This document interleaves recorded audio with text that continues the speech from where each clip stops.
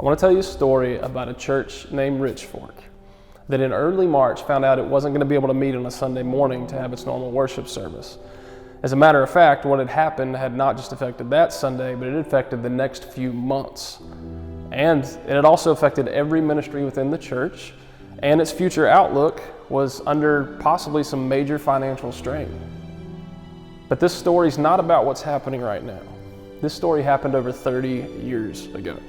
Over 30 years ago, in March of 1986, the Rich Fork Church Sanctuary burnt to the ground. Along with it, it also burned up the pastor's office, all his notes and everything, because computers weren't really a normative thing at that time. There's actually a picture on the wall of that next morning when the church is standing. The only thing that's left are two pillars and, oddly enough, a few pages from the Bible that were sitting in the pulpit where the pastor was getting ready to preach on that next Sunday morning. But then God did something amazing. If you ask people who were around at that time, they said that was the moment where Rich Fork really took off and began to grow. He turned that tragedy into a landmark, and that's why we have a picture up on the wall, because God moved in the midst of chaos, and that's been the pattern throughout Rich Fork's history. I can remember in my lifetime in 2007 when the financial market was crashing like nothing I'd ever seen before. Rich Fork hosted an event called Hope Lives, where we provide food, clothing, health checkups, and a bunch of other resources to people in need.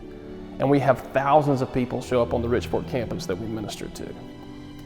This past Sunday, we began our sermon with an opening video that had all these shots and images of a completely empty building. And as I saw that, all of a sudden, instead of looking at that and being in sadness or dread, I suddenly realized something.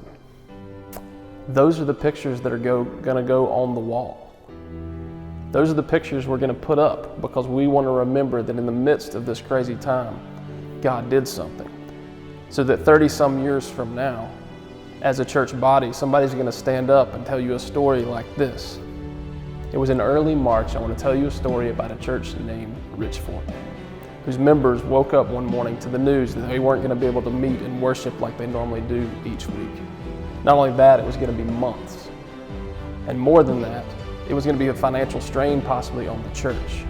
But then God did something amazing.